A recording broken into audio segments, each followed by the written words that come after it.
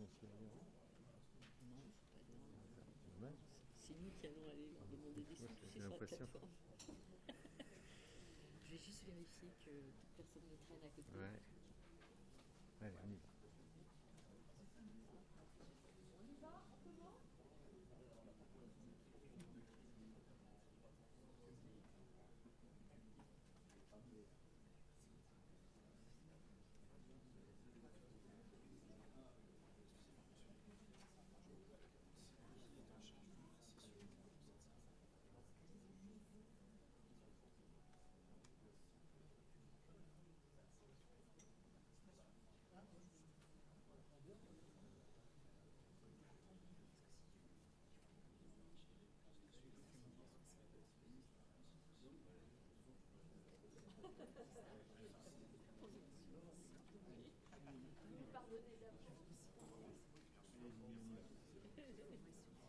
Merci.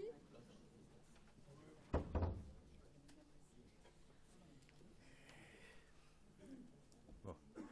Bonjour, donc bienvenue pour cette journée B2B. Et et d'abord, la prochaine fois, on va démarrer un petit peu plus tard parce que dans l'audiovisuel, comme certains ont pu le constater, le démarrage matinal est un peu parfois compliqué. D'abord, je souhaiterais remercier les sponsors de notre journée B2B, Audience et INA Expert, qui nous ont renouvelé leur soutien avec beaucoup d'enthousiasme et de gentillesse. Le pôle média a beaucoup changé cette année, avec une nouvelle impulsion et une volonté d'échange entre les membres. Nous sommes maintenant 120 dans l'association, dont 95 entreprises et 14 organismes de formation et universités. Nos membres se sont depuis beaucoup diversifiés, géographiquement d'abord, 40% en Seine-Saint-Denis, 30% à Paris et 30% dans le reste de la Petite Couronne. Dans leurs activités surtout, nous accueillons de plus en plus d'entreprises issues des technologies numériques et de la production transmédia.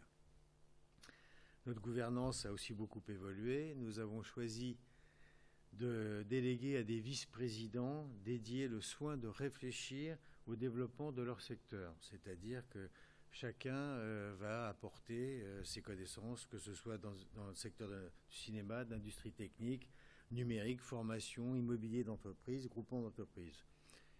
Ça a énormément boosté le pôle et il travaille d'arrache-pied au nouveau projet 2015. Les collectivités territoriales nous ont également renouvelé leur confiance. Didier Paillard, maire de Saint-Denis et vice-président de Pleine Commune, s'est engagé en tant que premier vice-président pour nous aider dans cette tâche. Le Conseil régional d'Île-de-France nous accompagnera encore en 2015, malgré les coupes dans leur budget. Le Conseil général de Seine-Saint-Denis, les communautés d'agglomération Pleine Commune et Est Ensemble devraient poursuivre leur soutien en 2015, ainsi que la ville de Paris, on l'espère, et on devrait y arriver. Mais cela ne suffira pas. Il nous faut gagner en autofinancement. Pour cela, nous allons étoffer notre offre de service à travers des projets structurants pour vous et pour l'association qui vous soutient. C'est le sens du projet de plateforme sur lequel nous travaillons, dont le nom de code est PWSA. Alors ça, Lydie vous expliquera exactement la signification. Un peu, mais bravo pour le nom de code, hein, bravo. Mais il nous faut aussi étendre notre réseau et agréger plus d'adhérents. Sur ce point, nous comptons sur vous. Et si vous êtes content de nous, ben, dites-le, faites-le savoir. Alors, on va refaire un petit point sur l'année 2014. D'abord, à travers notre engagement dans le transmédia via le projet européen Euro-Transmédia, notre cycle d'action multi-écran, la co-organisation des Cross Video Days, nous avons résolument marqué le positionnement de nos clusters sur le transmédia. Le développement des technologies numériques dans notre filière depuis 30 ans a fortement impacté nos contenus qui sont devenus immatériels, délinéarisés, nomades et géolocalisés. Il a aussi multiplié les supports de création et de diffusion. Mais le vrai changement de modèle du numérique, et pas seulement dans notre filière, c'est la place de l'usager. Désormais, l'usager est au cœur du processus de création. C'est lui qui guide notre créativité et nos innovations technologiques et logicielles, d'où l'importance prise par le transmédia qui place l'usager au cœur d'une expérience média. C'est bien l'évolution naturelle et inéluctable de tous les médias.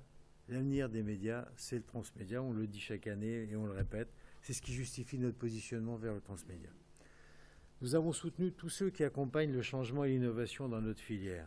C'est le sens de notre engagement dans Paris Image Pro, événement implanté sur notre territoire et qui accompagne la production numérique dans ses mutations. Ultra HD, 4K, 8K, le cloud, projection laser, remote production, etc. Nous avons accentué notre engagement éco-responsable à travers l'engagement de 10 sociétés du pôle dans la charte EcoProd pour l'entreprise de l'audiovisuel. Nous en ajouterons 10 en 2015. Nous avons conforté notre accompagnement à l'export en complétant notre offre Pôle Export, développée en partenariat avec la Chambre de commerce de Seine-Saint-Denis par un service d'accompagnement au dispositif de la COFAS mis en œuvre par Interval. Nous avons poursuivi le soutien au financement de vos structures via notre prêt d'honneur image qui, pour la première fois en novembre, a été attribué à Eau-Vive, une entreprise qui ne fait que de la production. Il nous aura fallu 3 ans pour en arriver là, mais c'est la preuve que la mentalité des financeurs change. Notre implication territoriale continue en poursuivant notre action au sein du territoire de la culture et de la création. Nous sommes engagés depuis octobre dans la mission de préfiguration de Paris Métropole, où nous entendons marquer la place des industries culturelles et créatives dans le développement économique d'une capitale mondiale qui s'inscrit pleinement dans le XXIe siècle, la capitale mondiale au sens large. Enfin, nous avons travaillé à la promotion de nos membres à travers la création de matinées showroom, à travers le développement de Pôle Net et aujourd'hui le lancement du Pôle TV qui va vous être présenté ce matin. La commission du film a porté haut, fort et loin le drapeau de la Seine-Saint-Denis en travaillant entre autres à l'accueil des Hunger Games 3 et 4. Nous espérons que nos 8 lauréats du labo multi-écran trouveront le même succès. À n'en pas douter, notre programme court Gagalaxy, dont le producteur est avec nous, soutenu par les membres de notre association, AB Group, TSF, Panavision, Transpamédia, Toucouprod et Nexiad, dont le héros sera Anthony Cavana, est déjà parti pour la gloire, n'est-ce pas ? Avant même son tournage en février prochain. En attendant, cette journée est à vous. Elle est l'occasion de vous présenter, de nouer des collaborations, des partenariats, de découvrir de nouveaux services pour votre activité et de multiplier vos échanges commerciaux. Alors allez-y, profitez-en et que cette journée vous soit fructueuse. Les autres adhérents vont venir au fur et à mesure de la journée. Voilà, je passe la parole à Lydie. Il y en a pas mal qui sont arrivés pendant que tu parlais. Merci beaucoup. On va laisser la parole maintenant à nos très gentils sponsors qui nous accompagnent quand même depuis 3 ans. Hein. Enfin, vous 2 et vous 3. Je vous demande de venir nous rejoindre.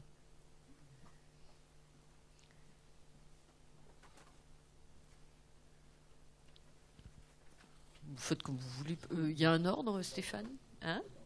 Alors, c'est audience d'abord. Alors, Marie-Jo.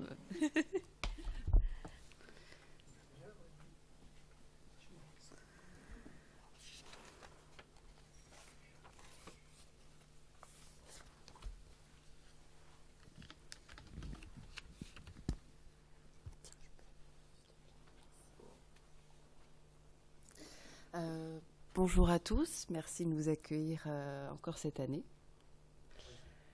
Oui. Ah mais très bien. Pardon. Donc voilà, pour présenter le groupe Audience, groupe de protection sociale des métiers de la culture, des médias et de la communication. Tous les projets qui concernent l'innovation, les métiers de l'audiovisuel, du multimédia nous tiennent à cœur et nous essayons de les accompagner comme nous pouvons. C'est ce qui fait qu'aujourd'hui, nous renouvelons le rendez-vous et sommes présents avec grand plaisir. Voilà, pour vous donner quelques informations concernant le groupe Audience. Donc nous accompagnons toutes les personnes, employeurs, créateurs d'entreprises, travailleurs indépendants des secteurs culture, communication, médias. C'est un groupe qui est né en 2003, une association à but non lucratif. Donc c'est pour nous fondamental et ce qui fait que toutes les cotisations aujourd'hui servent à développer de nouveaux projets, à développer de nouvelles ambitions qui seront toujours là pour permettre aux entreprises de ces secteurs de se développer.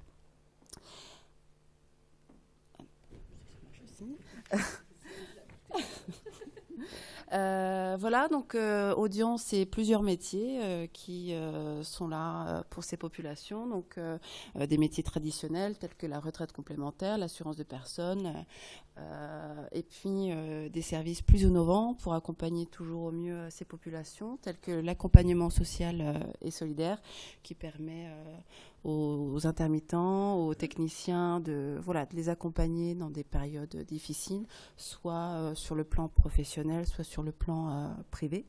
Nous disposons également d'un centre médical qui accompagne toutes les personnes, bien évidemment, mais plus spécifiquement les populations de la presse, encore une fois des techniciens avec lesquels on a mis en place un observatoire de la santé pour voir comment, et nous travaillons à ce titre avec les entreprises.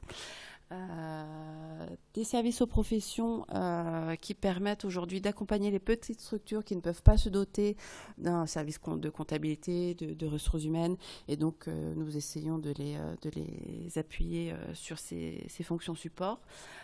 Et nous intégrons là, à partir de janvier, nous avons déjà commencé à intégrer les congés payés, les congés spectacles qui ont rejoint récemment Audience. Donc voilà de façon synthétique l'offre globale du groupe Audience. Si vous souhaitez quelques précisions, n'hésitez pas à venir nous solliciter, Jean-Philippe Callot et moi-même, Lydia Milasinovic, pour avoir quelques compléments d'information. Et voilà, pour finir, quelques chiffres clés sur Audience. Déjà, 767 personnes à votre disposition. Moi, je tiens encore une fois à les saluer pour le travail qui est réalisé. 42 400 entreprises, 500 000 actifs couverts. Donc voilà, aujourd'hui, on est sur un écosystème qu'on connaît très bien, qu'on continue d'accompagner, quelles que soient leurs évolutions. Voilà 1,3 milliard de cotisations réparties entre retraite complémentaire, assurance de personnes, accompagnement solidaire et puis médical. Voilà, je vous ai présenté rapidement Audience. Encore une fois, si vous souhaitez avoir davantage d'informations, n'hésitez pas à venir nous solliciter. Et puis vous retrouverez un peu plus tard Jean-Philippe qui pitchera à son tour sur les services sociaux que nous mettons à votre disposition. Merci.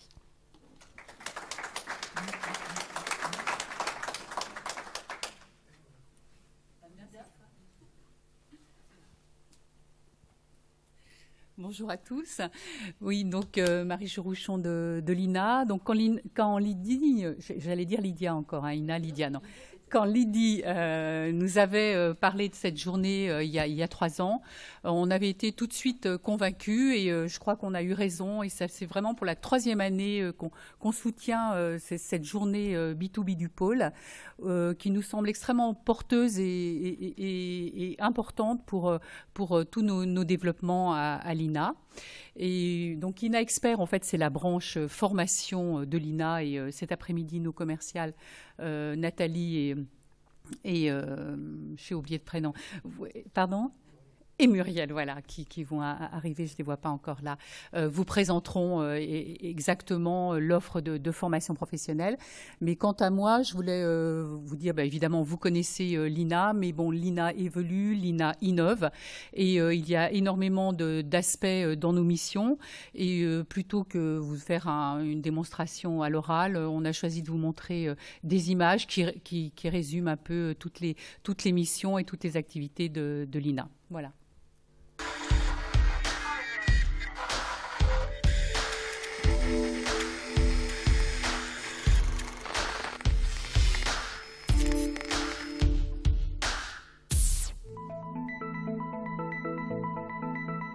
L'INA, l'Institut national de l'audiovisuel, est né en 1975 après l'éclatement de l'ORTF.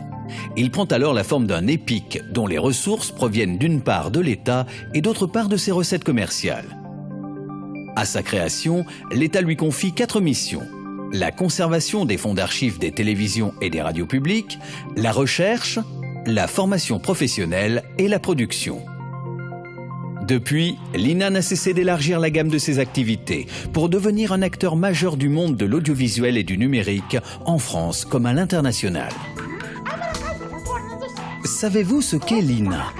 L'INA, c'est d'abord une des plus importantes collections numériques d'images et de sons au monde, rendue accessible à tous les publics. Une collection qui s'enrichit chaque jour, chaque heure, chaque minute. Des images et des sons captés au titre du dépôt légal de l'audiovisuel. Une mission confiée à l'INA par la loi du 20 juin 1992. Nous enregistrons et conservons ainsi 100 chaînes de télévision, plus de 20 chaînes de radio, ainsi que 11 000 sites web médias 24 heures sur 24. Non. L'INA conserve également 80 ans de radio et 70 ans de télévision publique, mais aussi plus d'1 million de photographies prises à l'époque de l'ORTF. Bienvenue sur Inter, si vous nous rejoignez, bon réveil, il est 7h. En public et en direct du studio 105. Bonsoir, Macha Béranger avec vous jusqu'à 2h du matin. Là-bas si j'y suis. Actualité, documentaire, fiction, sport, musique, entretien, divertissement, tous les genres sont représentés dans les collections de l'INA. Ce patrimoine, provenant des télévisions et des radios publiques de métropole et d'outre-mer, est commercialisé par l'INA sous forme d'extraits et d'intégrales pour le compte de clients privés ou publics. Des accords cadres passés avec France Télévisions et Radio France offrent aux antennes des groupes publics un accès privilégié aux fonds d'archives gérés par l'INA.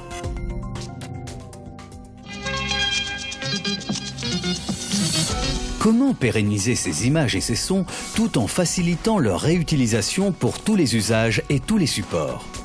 En les numérisant. Ce chantier colossal, lancé en 1999, vient de franchir un cap historique. 1 million d'heures d'archives ont été dématérialisées, faisant de la collection numérique de l'INA l'une des plus importantes au monde. En 2018, la France sera ainsi le premier pays à avoir sauvegardé 100% de sa mémoire audiovisuelle. L'INA participe à la construction de notre mémoire audiovisuelle collective. 1, 2, 3, magnétosphère. Rapido, deuxième génération, 21e édition. Cette ambition passe aussi par l'accueil de fonds audiovisuels privés ou publics en mandat, afin de les restaurer et de les numériser.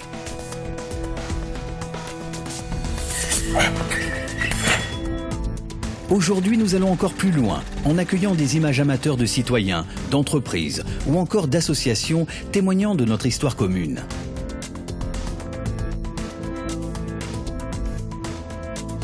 Comment favoriser l'utilisation de toutes ces images et de tous ces sons ?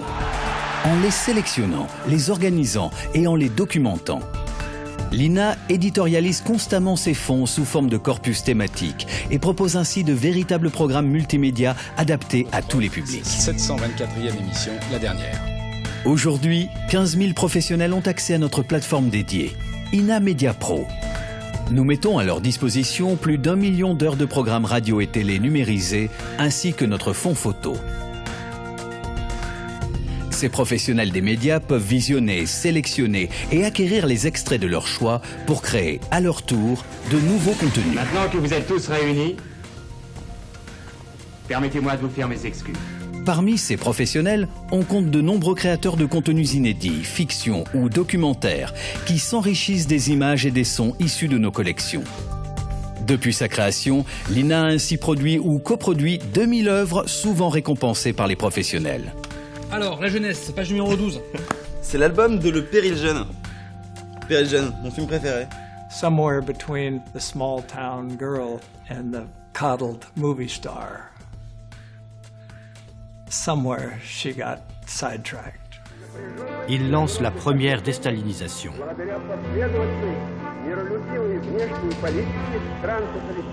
Portraits, statues, tableaux, sont détruits dans tout le pays. Герой. Отношения не будь его. Во-первых, страны не было.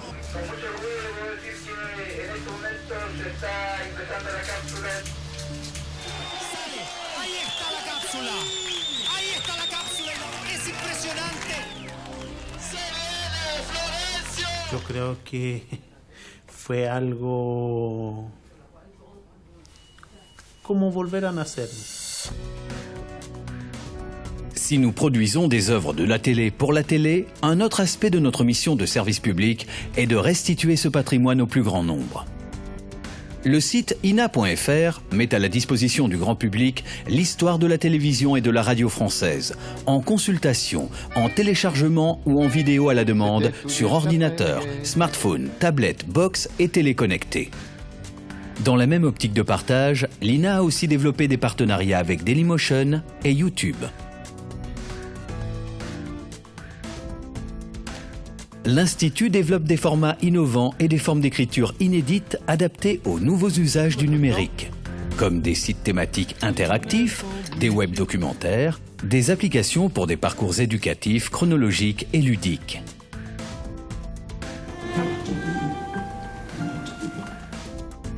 Émissions cultes et fictions qui ont révolutionné l'histoire de la télévision, événements marquants de l'histoire, grandes œuvres et documentaires, l'INA édite ses propres titres de DVD et de CD sous forme de collection. Mais l'INA sort aussi de ses murs pour aller à la rencontre du public. Présents sur tous les fronts, populaires ou prestigieux, nous sommes partenaires de nombreux lieux et événements culturels, de festivals et de salons. Du Mondial de l'automobile au Forum d'Avignon, en passant par le MUSEM.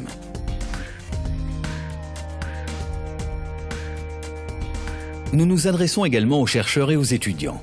Des postes de consultation installés à la Bibliothèque nationale de France et dans les 6 délégations régionales de l'INA offrent un accès à 5 millions d'heures d'images et de sons et à 11 000 sites web médias. L'INA propose également au grand public d'accéder à l'ensemble des fonds du dépôt légal de l'audiovisuel via les espaces Inatech installés dans les médiathèques régionales partout en France. L'INA, c'est aussi un lieu unique de formation, de recherche et de conseil placé au cœur de l'Institut via INA Expert. Premier centre européen de formation continue au métier de l'image, du son et du numérique, l'INA forme plus de 5000 professionnels tous les ans. Un centre qui s'agrandit et se rapproche des entreprises de l'audiovisuel avec l'ouverture d'un plateau de formation à Issy-les-Moulineaux. Mais la formation à l'INA, c'est aussi un cursus pédagogique à destination des étudiants. INASUP, l'Institut d'enseignement supérieur de l'INA, propose 14 formations allant du BTS au master. INA Expert, c'est également un service d'études et de conseil qui accompagne les institutions et les entreprises disposant de fonds audiovisuels ou produisant elles-mêmes des contenus. Nous les conseillons dans leurs projets de sauvegarde, de conservation et de numérisation. Une autre mission de l'INA est de favoriser des analyses pluralistes sur les médias.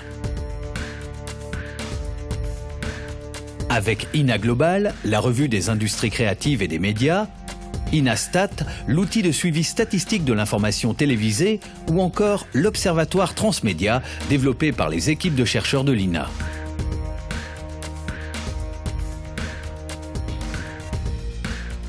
On compte parmi les autres programmes développés un logiciel capable de retracer la vie d'une image et d'en identifier les diffusions et les détournements. Dans le domaine du son, le groupe de recherche musicale expérimente chaque jour pour inventer les sons de demain. GRM Tools, les logiciels de traitement du son commercialisés par l'INA, sont aujourd'hui utilisés dans les secteurs de la production musicale et du cinéma du monde entier. L'INA partage et commercialise aussi ses savoir-faire à l'international. L'Institut a lancé le site MEDMEM, avec 19 partenaires du bassin méditerranéen, organisé une série de colloques dans la région des Balkans pour la sauvegarde des fonds audiovisuels et conclu des partenariats prestigieux avec la Bibliothèque du Congrès américain ou le centre Maxtal au Timor oriental. El primer deber ante una agresión L'INA numérise et restaure les images d'actualité latino-américaines produites entre 1960 et 1990 par l'ICAIC, l'Institut cubain du cinéma. Il a également signé un accord avec l'Afrique du Sud pour numériser les enregistrements des procès de Nelson Mandela et des leaders de l'ANC datant du début des années 60.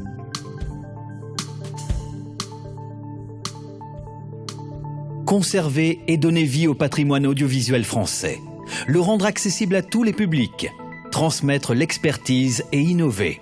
C'est ça, l'INA.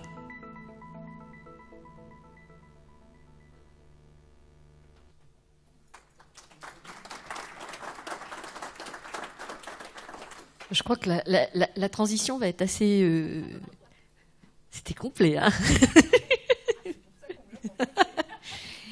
On se propose de revenir après cette présentation de nos sponsors.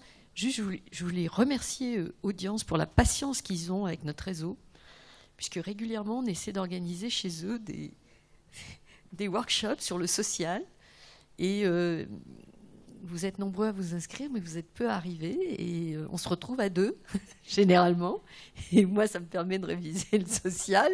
Mais ce serait bien que des fois, vous vous attachiez un petit peu à respecter quand les gens s'engagent et à venir à ces ateliers. Donc, je les remercie pour leur patience, puisque plusieurs fois, on les a un peu plantés. Cette année, donc, on va revenir sur ce qu'on fait depuis 2 ans. C'est notre cycle multi-écran. Vous savez, il commence fin janvier avec l'appel à projet de laboratoire. Donc, notre laboratoire, il vise à faire de l'innovation ouverte dans le transmédia. Il n'est pas ouvert aux auteurs, mais il est bien ouvert aux sociétés de production, puisque nous sommes là pour faire du développement économique des sociétés. Le jury se réunit généralement en mars, et les 8 lauréats, dont il y en a là au fond de la salle, qui ont porté un très très beau projet sur Léo Ferré, qui probablement sera porté jusqu'au Canada. Donc les projets sont pitchés lors de notre plénière. La plénière du multi-écran, ça consiste à faire un état de l'art du multi-écran, du transmédia, du cross-média, peu importe la manière dont on l'appelle. Et cette année, on partage notre séance en 2. On revient sur des use cases emblématiques, donc qui nous permettent effectivement de dresser un panorama. Et l'autre partie est consacrée aux chaînes, qui viennent expliquer leur ligne éditoriale, entre guillemets, ou expérimentale sur le multi-écran. Et puis, cette année, nous avons réussi à organiser un workshop pendant les Cross Video Days, où nos 8 lauréats ont pu pitcher devant les commissioning editors qui étaient présents sur les 2 jours de l'événement. Et enfin, on termine par une masterclass qui, cette année, s'est tenue avec Gilles Fressigné d'Arte et notre ami Alexandre Brachet d'Oupian. Entre-temps, nos lauréats sont coachés. Et puis surtout, ils sont formés. Alors, on a beaucoup réfléchi à cette formation avec nos partenaires qui sont là. François Luciani, tu peux nous rejoindre du CIFAP, et Olivier Porchereau, justement, de l'INA. Et en fait, on avait un petit peu essuyé les plâtres l'année d'avant en faisant des workshops, ce qui nous a permis de savoir à peu près ce qu'on voulait faire, mettre en place en termes vas-y, mets-toi là. En termes de formation, mais évidemment, nous, on est des amateurs en formation. On a juste dit, on aimerait bien plutôt ça que plutôt ça. Et on souhaitait ce matin revenir un petit peu sur le travail qu'on a fait collaborativement ensemble pour mettre au point ces formations sur le transmédia qui n'attirent pas encore les foules. Hein, c'est moins qu'on puisse dire, mais qui sont absolument structurantes, et se dire qu'on a déjà formé 8 sociétés, puis l'an dernier 8 sociétés, on a déjà 16 sociétés qui ont au moins agrégé des compétences indispensables, soit parce qu'elles viennent de la net économie et qu'elles ont besoin d'acquérir des compétences traditionnelles, soit inversement, qu'elles viennent des médias traditionnels et qu'elles ont besoin d'acquérir des compétences qui ne sont pas aujourd'hui encore dans leur société. Je vous passe la parole. Bon, très bien. Bonjour à tous. Je suis ravi de d'être ici parmi vous. Donc, je me présente en 2 mots. Donc, je m'appelle François Luciani, je suis directeur du développement à CIFAP. J'ai rejoint CIFAP il y a 1 an et demi maintenant, à la suite du départ de Jérôme Canapa. Et la question qui s'est posée immédiatement à CIFAP, c'est comment poursuivre notre activité de formation dans l'esprit qui était le nôtre depuis le départ de Jérôme. Ce qui était essentiel pour nous, c'est de développer toutes les questions relatives aux auteurs, qui venaient précisément d'avoir le droit enfin à la formation. Alors CIFAP a eu un avant et un après. L'avant, c'était l'artisanat, et l'après, c'est le moment où CIFAP a rejoint le réseau Studialis, qui est leader en matière d'enseignement supérieur privé, et qui a dans son réseau un très grand nombre d'écoles, de marketing, de web marketing, d'écoles d'Internet, et qui m'a invité donc à rejoindre ce réseau autour de 3 pôles, qui sont le Cours Florent, le Conservatoire libre du cinéma français, et donc CIFAP.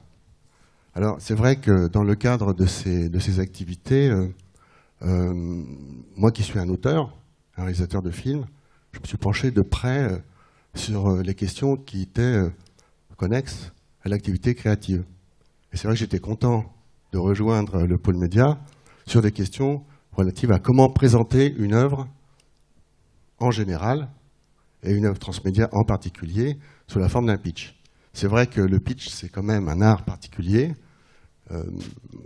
Pour l'anecdote, je vous raconterai ceci.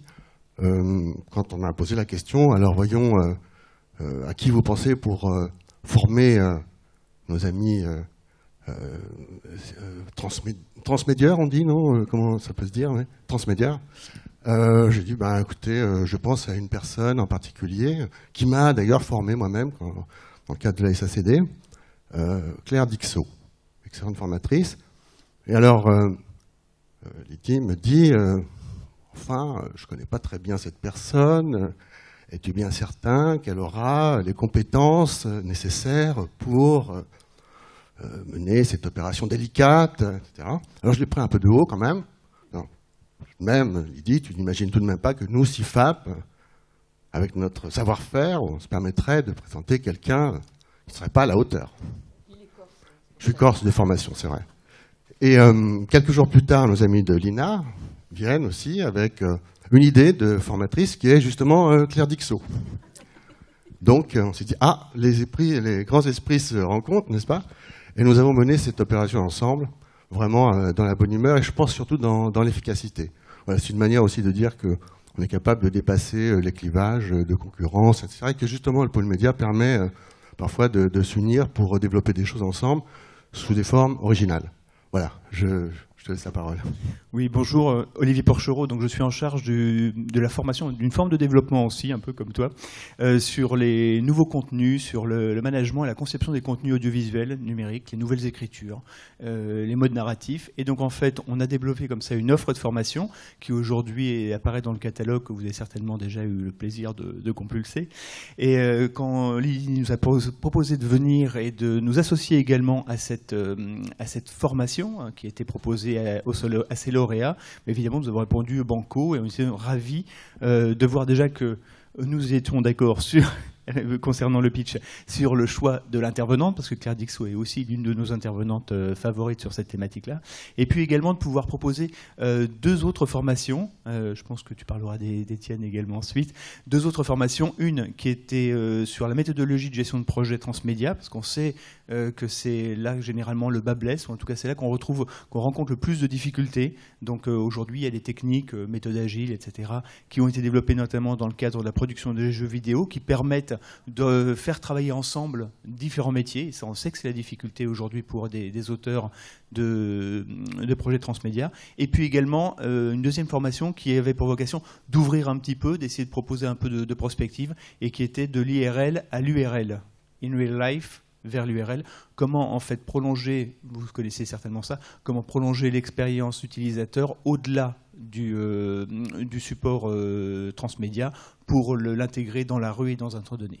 Donc voilà un petit peu les 2 formations que nous avons développées avec beaucoup de plaisir et puis nous avons pu comme ça en fait faire découvrir un peu nos locaux. Tout à l'heure vous avez vu dans le film de présentation des nouveaux locaux à Issy-les-Moulineaux qui sont vraiment dédiés à toute cette partie de formation sur les nouvelles écritures. Et juste pour terminer, en ce moment même à Issy-les-Moulineaux on a une formation sur le métier de showrunner qui est organisée. Donc vous dire qu'on est vraiment à fond dans ces nouvelles écritures. Oui, j'ajouterais un petit mot, justement, tu me donnes l'occasion, à propos des formations que nous on a menées autour du jeu vidéo. En fait, ce qui était intéressant pour nous, c'est de voir comment aujourd'hui l'univers du gameplay intervient dans la création et l'écriture des longs métrages ou des séries de télévision. Donc l'idée était de mettre en rapport une écriture, disons, ludique avec une écriture professionnelle. Et c'est la raison pour laquelle on a monté ces deux formations qui permettaient d'avoir un éclairage vraiment sur comment aujourd'hui on peut concevoir une narration alimentée d'un gameplay nouveau et qui permet en fait une profondeur différente sur les méthodes narratives. Ces éléments-là commencent à, disons, être perçus par nos amis diffuseurs de télévision ou même distributeurs, de façon à ce que les scénarios de films soient, disons, intègrent aujourd'hui la culture numérique, ce qui n'est pas toujours le cas, ce qui n'était pas en tout cas le cas jusqu'à présent. Voilà, c'est tout l'enjeu en fait aujourd'hui de ces formations, c'est de mettre en fait au diapason les tendances du numérique avec la culture traditionnelle qui est encore en vigueur dans les instances dirigeantes. Voilà. Merci beaucoup à vous deux. On va enchaîner avec un grand lancement. Je ne sais pas où est Guillaume. Voilà. Puisqu'on va lancer maintenant le pôle TV. Je vous invite à vous. Merci. Alors, on a cherché, comme le disait Denis tout à l'heure dans son discours, à faire la promotion des membres. Et dans les différents conseils d'orientation stratégique du pôle, vous savez que vous êtes encore sollicité d'ailleurs actuellement pour répondre à notre cartographie, pour connaître vos besoins. Et ce qui remontait le plus souvent, c'était de mieux se connaître entre soi, d'avoir une base de connaissances. Donc cette base de connaissances, on l'a créée dans PôleNet, qui vous est accessible totalement pour vous et partiellement pour ceux qui visitent simplement notre site. On a voulu aller plus loin et avoir une télé dans laquelle on pourrait revoir tous les événements du pôle, entre autres les rendez-vous auxquels vous ne pouvez pas toujours assister, les rendez-vous du pôle.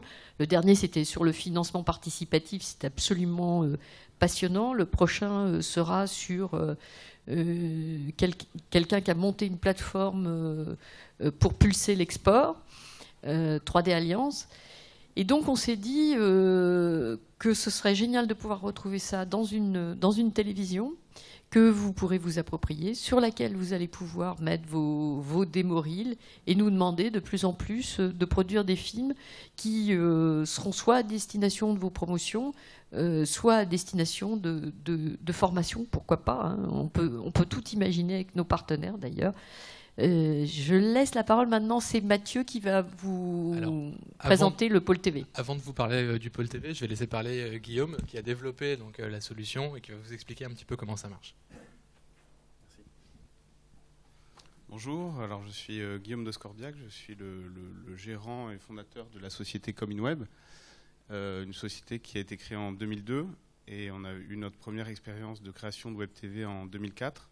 Dans le Festival de Cannes, et depuis on a eu de cesse de développer des solutions Web TV, au début avec un front office en Flash et puis ensuite en HTML5 dès 2010 et puis et donc on a abouti une solution en HTML5 qu'on a mis à disposition du pôle entre autres, et on a redéveloppé une autre infrastructure de gestion de médias en HTML5. Il y a de ça, on a commencé nos développements il y a 1 an et demi, et là on l'aboutit, on la sort officiellement au mois de janvier. Voilà, C'est une plateforme où des personnes vont pouvoir, les entreprises vont pouvoir créer leur web TV en ligne, voilà, avec différentes options. On a une petite, on a aussi différents développements et différents outils. Et par exemple, Manel, si tu peux, on a développé une prise de contrôle de l'écran avec un écran tierce. Donc avec son smartphone, par exemple, je scanne le QR code, je vais directement sur un lien, il m'a reconnu, je suis connecté. Donc là, je ne suis pas dans un environnement Wi-Fi, c'est-à-dire que quand on a une box télé, quand on est avec notre opérateur, on peut prendre le contrôle de notre téléviseur, mais on est dans un environnement Wi-Fi. Là, je suis en 3G, en 4G ou en Wi-Fi, peu importe, je peux prendre le contrôle de n'importe où. Donc on peut imaginer, par exemple, je suis dans la rue derrière une vitrine, je peux prendre le contrôle à distance d'un écran. Voilà. Donc là, je peux... Hop. Voilà, ça marche. Donc là, je peux faire défiler les slides. Et après, si on a le temps, je vous montrerai, ou vous pourrez venir me voir dans le stand pour que je puisse vous montrer comment on l'a développé pour la prise de contrôle de notre outil télévisuel. Voilà. Donc, CommonWeb, on est une entreprise IT spécialisée dans les nouvelles technologies. On développe donc des solutions riches médias en ligne. Voilà. Et on intitule ça Screen Over, on a vu le titre tout à l'heure, parce que c'est tout ce qui tourne autour de l'écran, au sens propre comme au sens figuré. Et on est résident à Saint-Ouen, à Communimage, donc on est tout près aussi du pôle, ce qui nous a rapprochés pour pouvoir mettre en place cette première expérience de Web TV pour le pôle. Donc l'idée qu'on peut se faire d'une Web TV rapidement, c'est fédérer une communauté en communiquant par l'image, partager des médias et puis diffuser un fil d'actualité. Il y a une notion une télé classique, il y a un flux continu. Une web TV, on peut accéder, c'est un enchaînement de films en VOD. Donc voilà. Il y a une différence aussi où on peut aller piocher dans les archives et du coup orienter nos recherches vers ce qu'on veut trouver ou ce que l'on veut voir. À qui on s'adresse, nous en tout cas notre solution, on s'adresse aussi bien aux entreprises, aux communes, aux associations, et on est orienté télé connectée. C'est-à-dire que maintenant, je ne sais pas si vous avez entendu parler de la Chromecast, par exemple, qui est un dongle qui permet un dongle, c'est comme une sorte de clé USB, sauf que c'est une clé HDMI, qu'on branche sur notre télé connectée. Et du coup, on n'est plus tributaire de notre box, c'est-à-dire des programmes de notre box, on passe directement par Internet. Donc on peut accéder à des programmes directement grâce à ce dongle Chromecast. Et il y a Mozilla, donc Falzia, qui sort son dongle aussi au mois de février. Donc c'est un dongle HDMI open source, donc qui permet. Donc on peut imaginer qu'à l'avenir, une entreprise peut donner à ses clients un dongle et quand les gens vont mettre ce dongle-là sur leur télé, ils vont tomber sur la télé du client, où on pourra mettre aussi tous nos favoris télévisuels, enfin de télé, sur notre dongle HDMI qu'on aura en porte-clés. Donc quand on ira n'importe où, on pourra très bien utiliser ce dongle pour aller voir les télés qui nous intéressent, nos favoris, etc. Avec une version de notre compte finalement qui sera en cloud, donc où on pourra accéder de n'importe quel écran en se connectant, mais aussi avec une connexion automatique via ce dongle.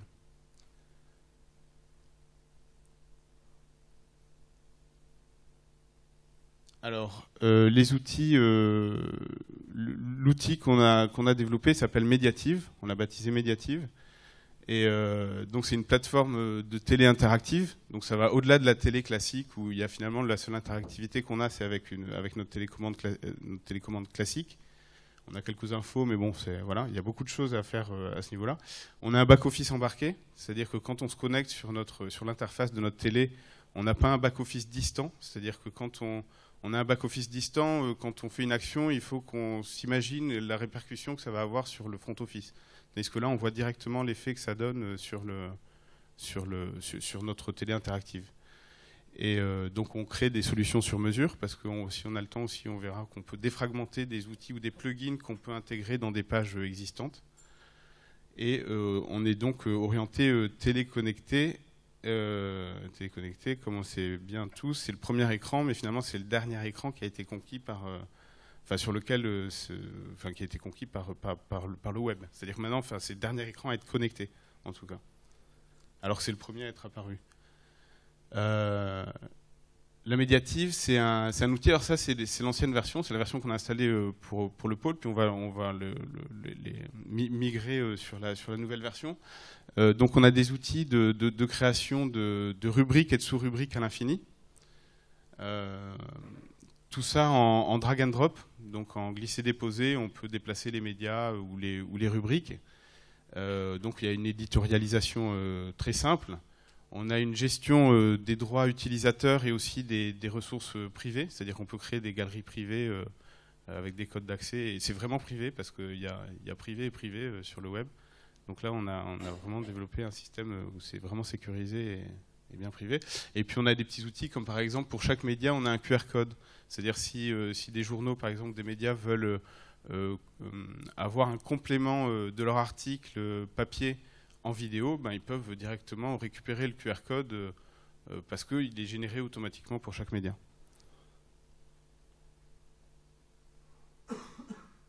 Ensuite, on a créé un outil de recherche transversale sur YouTube, Dailymotion et Vimeo, donc qui sont les grandes plateformes classiques.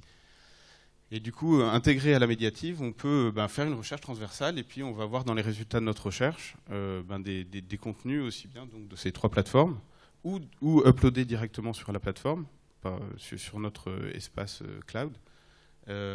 Et donc on peut créer des playlists thématiques en très peu de temps avec des contenus qui sont en partage. Donc à partir du moment où les gens qui les mettent en ligne partagent leur contenu, donc permettent ce qu'on appelle l'embed des contenus, on peut très bien les éditorialiser, en tout cas les éditer dans des playlists.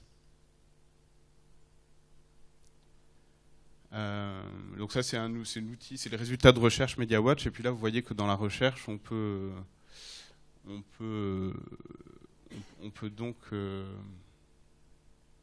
donc déterminer sur quelle plateforme on veut faire effectuer notre recherche. On a aussi un outil de géolocalisation, c'est-à-dire que chaque média est géolocalisé. Par exemple, on travaille pour une chaîne de télévision locale qui s'appelle Berry Soudain Première. Donc ils produisent des contenus tous les jours et ils font ils filment dans toute leur région, et donc on a créé un système de MAM, c'est un système d'asset management, enfin d'indexation des médias. Donc ils peuvent renseigner par exemple où ils ont filmé leur contenu, et puis c'est un autre mode de navigation, c'est-à-dire on peut naviguer soit par la playlist, soit par la recherche, soit par la géolocalisation des contenus. Alors ça, c'est le QR code vidéo dont je vous ai parlé tout à l'heure, qui est généré automatiquement pour chaque média. On a développé une frise temporelle aussi. Donc ça permet d'avoir une visualisation de quand ont été... une visibilité de quand ont été édités chaque contenu. Donc avant, on passait par une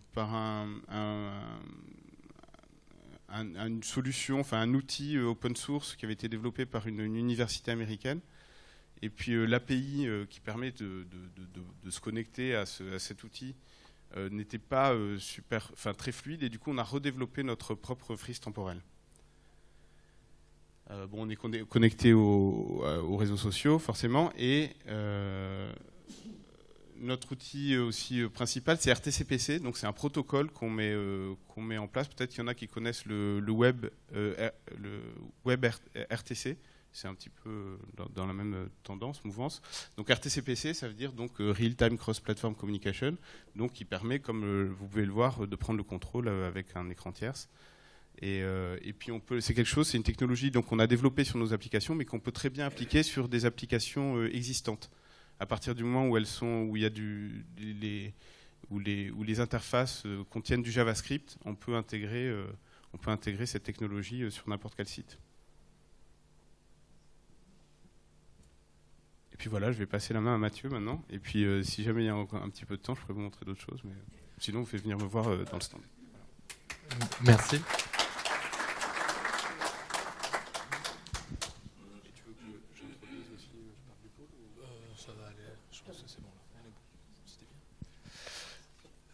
Donc après toutes ces informations, on va vous montrer maintenant comment ça s'applique avec merci Guillaume, avec l'ancienne version effectivement, donc qui n'est pas encore la version qui sera disponible à compter de janvier, c'est ça ? Mais que vous pourrez aller voir sur le stand de Guillaume en démonstration. Alors voilà l'outil tel que nous on l'a imaginé donc sur le pôle TV. Alors qu'est-ce que c'est le pôle TV ? C'est la Web TV du pôle. Donc c'est un outil à la fois d'agrégation de contenu, c'est-à-dire que tous les contenus vidéo qui vont être filmés par le pôle, donc notamment les rendez-vous du pôle ou nos masterclass, etc., vont être disponibles sur cet outil. C'est aussi un outil de curation, donc d'éditorialisation, c'est-à-dire qu'on peut montrer vos contenus à vous, toujours dans un objectif de promotion et d'échange entre les membres, puisque ça vous permet de voir un petit peu ce que font les autres adhérents et puis de vous en servir comme une plateforme pour montrer vos produits.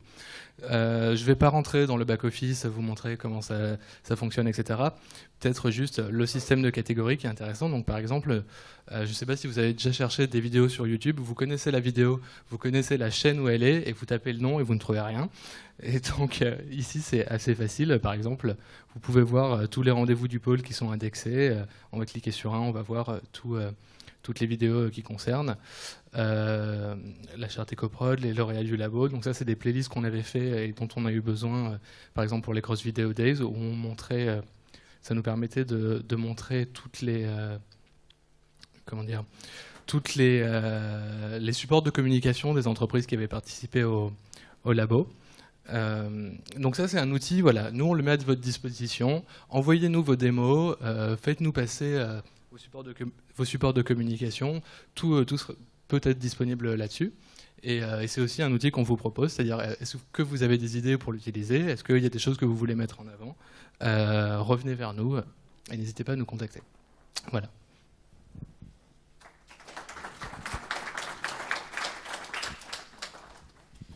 Ben merci beaucoup, surtout merci Guillaume, mais j'ai vu que tu avais oublié de mettre ton logo sur le pôle TV. Il faudrait que tu le mettes. Bon, on va maintenant accueillir le lauréat de l'appel à projet de programme court. Vous savez que l'an dernier, on n'a pas eu de lauréat. Non pas parce que les projets n'étaient pas bons, mais parce qu'ils étaient trop onéreux et qu'on ne pouvait pas en faire le pilote, enfin du moins d'une manière honorable. Et comme on a beaucoup de partenaires dans cette opération, donc vous savez que sur cette opération, nos membres se mobilisent pour mettre à disposition un certain nombre d'apports en industrie pour réaliser la maquette, mais on peut dire le pilote, parce que vu la qualité du premier produit qu'on a fait, c'était le jeu Tic Tac Boom, on peut parler de pilote. Donc les partenaires cette année, c'est TSF, Panavision, Tous Coprod, Nexiad, Transpa Média. Hein, on n'hésite pas, nous, on met TSF avec Transpa Média. Et puis j'en oublie un encore. Voilà, tu nous rejoins. Alors c'est une très belle œuvre. Tu peux nous résumer, je crois que tu avais mis un motto, enfin un slogan sur... Bonjour. Donc effectivement, l'œuvre s'appelle Gagalaxie, c'est un format court, transmédia. Donc d'abord fiction. Et le motto, c'est « Ils sont jeunes, ils sont bêtes et ils sont le dernier espoir de la race humaine ». Puisqu'en fait, effectivement, on est en 2400 et en 2400, la télé-réalité continue d'exister. Ils ont décidé de bâtir un vaisseau spatial destiné à la télé-réalité appelé le Jean-Claude Van Damme. Oui, parce que Jean-Claude Van Damme, en 2400, est une icône mondiale. Il y a eu même la première bibliothèque mondiale qui porte son nom. Ça, c'était une centaine d'années qui précédaient. Alors ça, vous pouvez le retrouver justement sur les modules transmédia de la série télé qu'on va pouvoir retrouver sur le web. C'est-à-dire que donc c'est d'abord un format court destiné à la télé, mais avec toutes ces pastilles qui vont alimenter tout l'univers de la série. Donc l'idée de la série, donc, c'est de voir ces candidats de télé-réalité du futur enfermés dans ce vaisseau spatial avec le seul et unique pilote à peu près bien portant dans sa tête qui va devoir mener cet équipage un peu particulier et dont ce rôle sera tenu par normalement Tony Cavana. Et quand ils commencent leur voyage, d'un coup, la Terre explose et ils se retrouvent à se dire est-ce que c'est l'émission de télé-réalité ou est-ce que effectivement la Terre a bien explosé? Comment est-ce qu'on va faire? Donc voilà, ces 6 huluberlus vont essayer de sauver l'humanité comme ils peuvent, enfermés dans leur vaisseau spatial. Voilà le principe. Donc c'est un format court donc, qui a été pensé dès le départ en transmédia, à la fois pour la télé, à la fois pour du cross-média aussi, mais en réduisant les coûts de manière intelligente, de plusieurs manières, que ce soit au niveau des décors, que ce soit au niveau de la production globale. On réduit vraiment drastiquement les coûts pour pouvoir répondre aux normes actuelles de financement. Merci beaucoup. Ben, tu cherches encore des partenariats là-dessus? Alors oui, je voulais remercier déjà tous les partenaires que nous avons déjà. Bien évidemment, nous sommes ouverts à d'autres partenariats, notamment pour développer tout ce qui est cross-média, puisqu'on cherche à le développer. Nous avons tous les auteurs pour le faire, mais on ne connaît pas toujours toute la technologie qu'on nous a présentée justement précédemment. Et c'est vrai que nous sommes ouverts à tout type de partenariat. Voilà. Merci. Eh bien, nous allons passer maintenant à la partie pitch. Donc tous les membres qui ont souhaité vous présenter leur activité, il y en a 8 ce matin, je crois. On va commencer par Christophe Massy, Orfeo, qui arrive.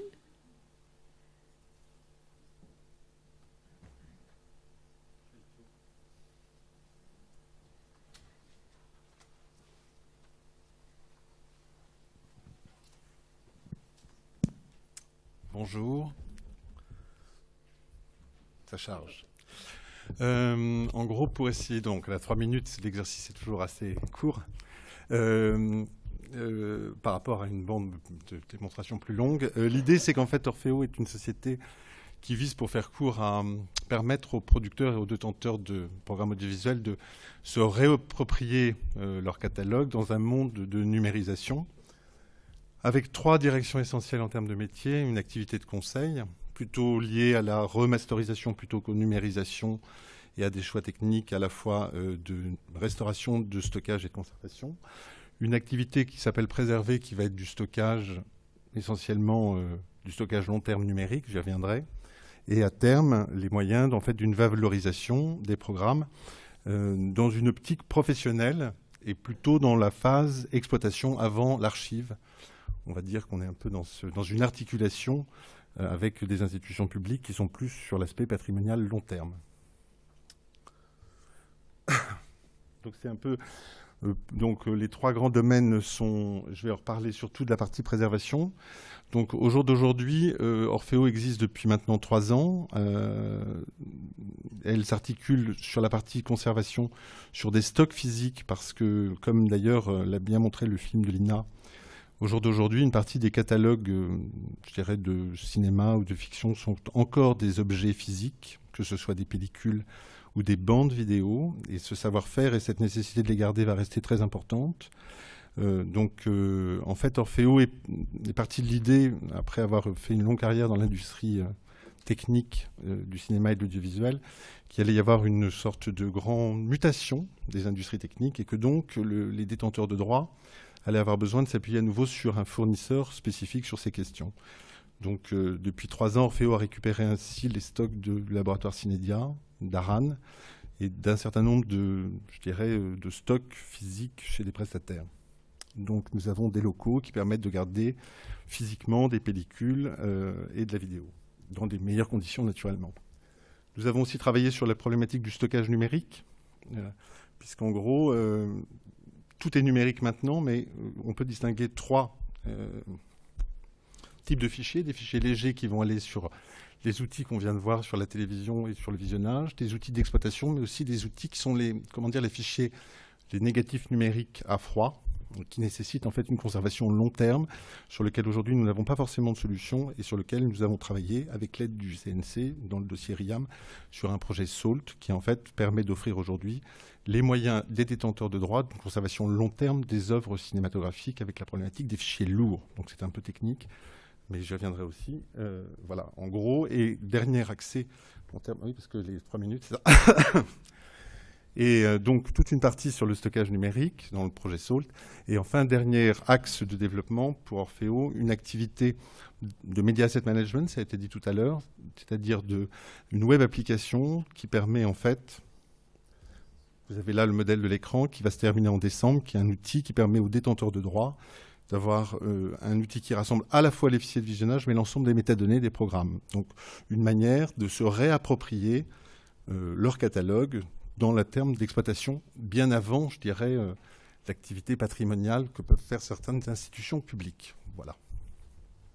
Mon marché, c'est essentiellement les grands détenteurs de droits, les producteurs indépendants et les producteurs cinématographiques. Merci beaucoup, Christophe.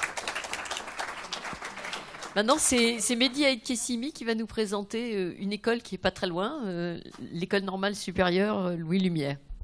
Nationale, pas normal. Oui, pardon. Pas encore, mais... Bon, tu peux passer sur la prochaine. Voilà, donc l'école Louis Lumière, donc on est effectivement à Saint-Denis, à une station de métro. C'est une école qui a 3 missions principales. Donc la première mission, la formation initiale. Donc on recrute nos étudiants à Bac+2 et on les forme à Bac+5. Hein, donc on délivre un diplôme d'État qui vaut grade de master. On a une activité qui est un peu moins connue par rapport donc notamment à l'INA et au CIFAP qui ont un catalogue extrêmement dense, mais qui est donc la formation continue avec des stages donc qui s'adressent donc aux intermittents, mais également aux entreprises, aux salariés, et qui couvrent un nombre de domaines assez large. Hein, donc j'y reviendrai tout à l'heure. Et par ailleurs, une activité de recherche appliquée, donc avec des projets collaboratifs qui, en général, sont ouverts sur l'industrie et sont menés avec des associations professionnelles. Donc on travaille avec la CST, avec l'AFC, avec Technicolor, avec Thales. Enfin voilà. Donc l'école Louis Lumière, c'est voilà, ces champs d'activité qui concernent donc ces 3 missions. Alors, la façon dont on fonctionne, je ne vais pas rentrer dans le détail en 3 minutes, hein, mais quand même quelques mots-clés. On a relativement peu d'étudiants et de stagiaires, donc on a quand même une pédagogie qui est plutôt une pédagogie du petit nombre. On a également une plateforme technique qui est assez intéressante, donc avec, si vous voulez, des moyens en prise de vue, en prise de son, en post-production, qui sont également intéressants. Enfin, tout ceci est sur notre site internet. On a bien entendu des professionnels et des intervenants extrêmement variés qui viennent à l'école, qui interviennent. Et par ailleurs, comme je le disais tout à l'heure, donc des ponts entre la recherche et la formation qu'on retrouve aussi à l'école. Alors voilà, nos champs d'intervention.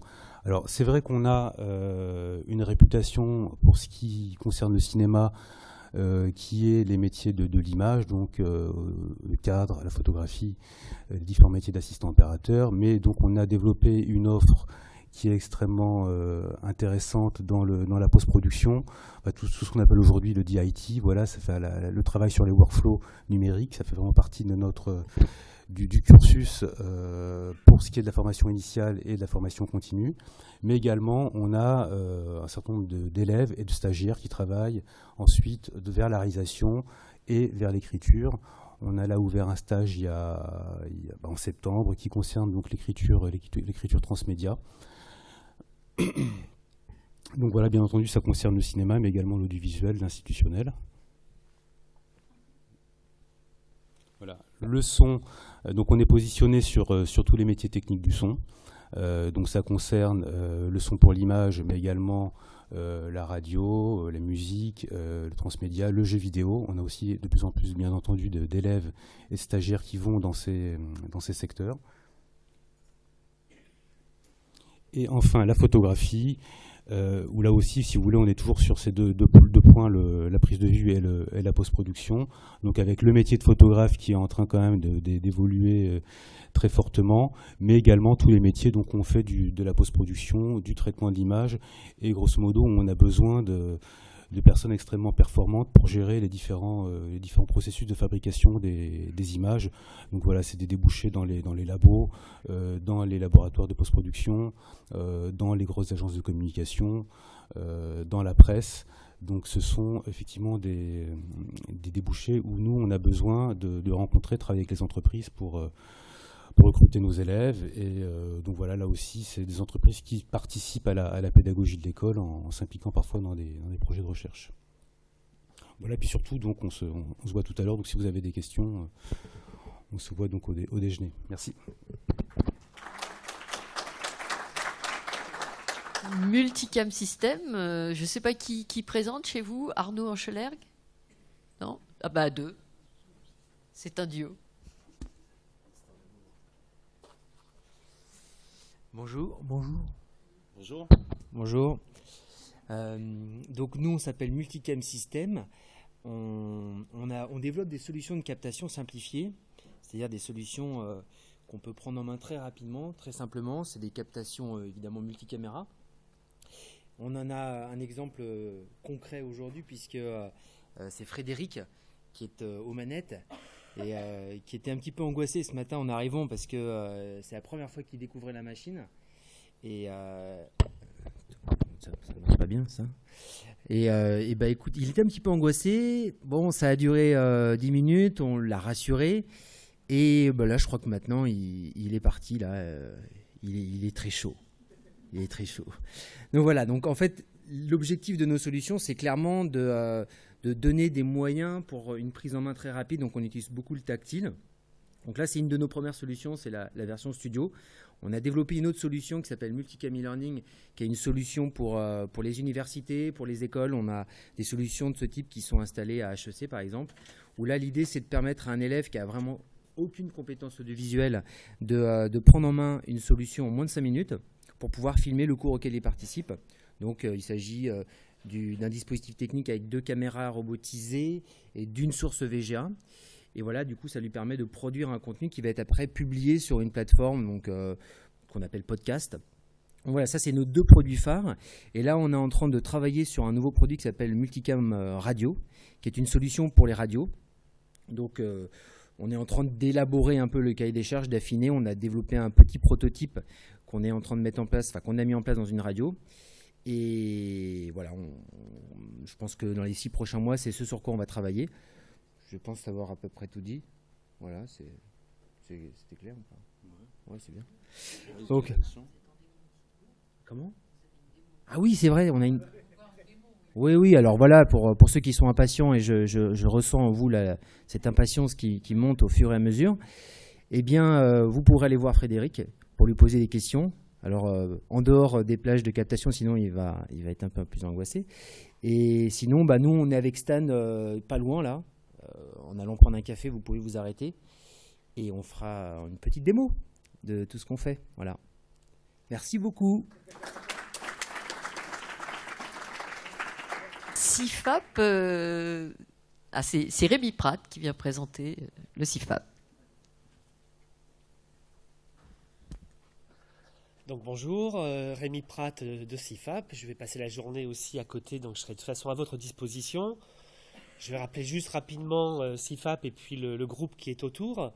Donc centre de formation important à Montreuil, et puis on intervient aussi un peu partout en France et puis à l'étranger. Et puis donc l'école CIFACOM qui est juste à côté, qui a été créée aussi il y a une douzaine d'années avec 700-800 élèves en BTS audiovisuel et communication visuelle, et puis l'école éthique, HETIC, dite première école de web, avec presque 300 élèves sur des formations niveau master. Petite question, qui a suivi une formation cette année? Qui a profité de son budget formation cette année? Bravo. Qui a profité de son budget de formation sur les 5 dernières années? Bon, ben voilà, on a de la marge de progression. Voilà, donc aussi, il faut vraiment essayer que vous preniez en main d'avance vos projets de formation. C'est toujours très difficile de se libérer pour se former, mais il y a des moyens, on a la chance d'avoir des moyens de financement par l'OPCA et puis différentes options, et soit des formations qui sont à date fixe dans le calendrier, donc en s'organisant on arrive à se réserver, soit effectivement, et moi j'y suis plus, c'est mon activité maintenant à CIFAP, tout ce qui est formation sur mesure, un cours particulier, une formation pour 2-3 personnes d'une même entreprise, ou 2 entreprises qui se coordonnent pour suivre une même formation et de la mettre au point les jours où vous voulez, avec le timing que vous voulez, avec le spécialiste ou les spécialistes complémentaires qui pourront vous apporter les touches et les compétences nécessaires pour accompagner vos progressions. Voilà. Dès qu'on groupe 3-4 personnes, on est sur des tarifs d'inter-entreprise et ça permet vraiment des choses plus souples et beaucoup plus ciblées. Les besoins sont très très variés de formation, donc c'est pas toujours facile de rentrer dans un planning de formation classique, même si on fait un effort pour qu'elle soit très découpée par dominante métier. Il y a toute une nouvelle offre cette année autour de la photo, autour de la 3D et du jeu vidéo. Voilà, le catalogue est dans la grande salle et puis je suis là toute la journée pour prendre contact, et n'hésitez pas à nous donner vos pistes de priorité pour l'année prochaine et puis qu'on puisse revenir vers vous au fur et à mesure. Merci.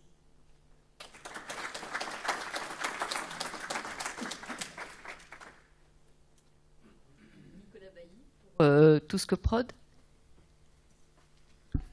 Bonjour, je représente donc Touscoprod, la plateforme de crowdfunding pour le film. Notre mission est de favoriser la création audiovisuelle et sa diffusion à travers le public.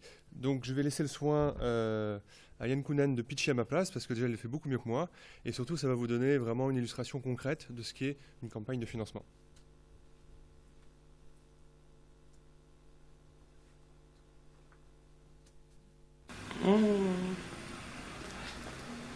La vague de la Vaporwave. Je suis un cinéaste, je m'appelle Yann Kounen, j'ai fait des courts-métrages il y a longtemps.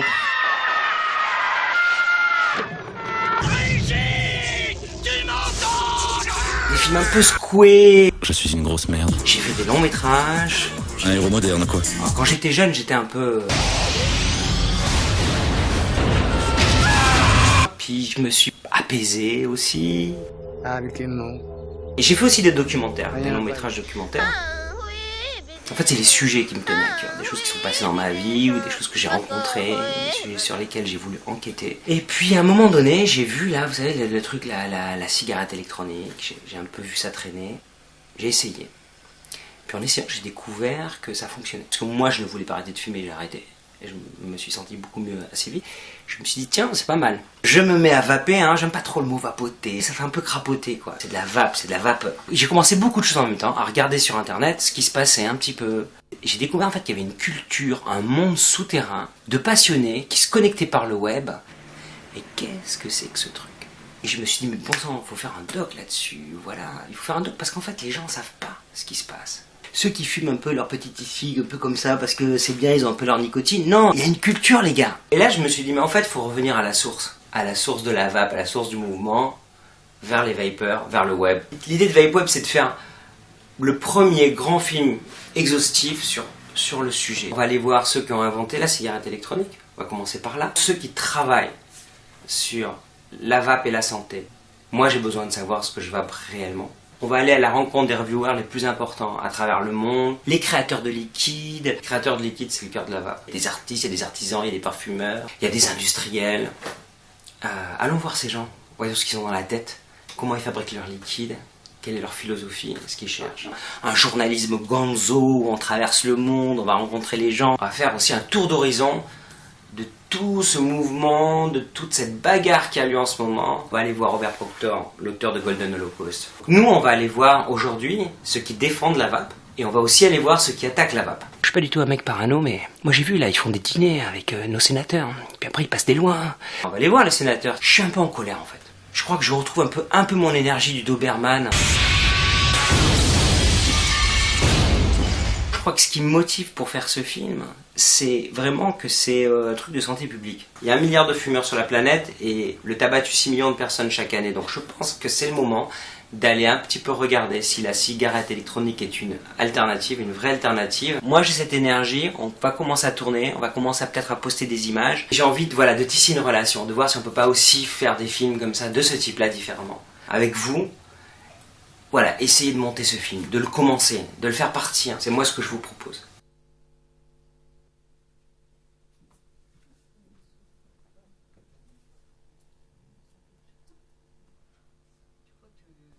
Tout le monde saura faire un pitch comme ça pour lancer sa campagne.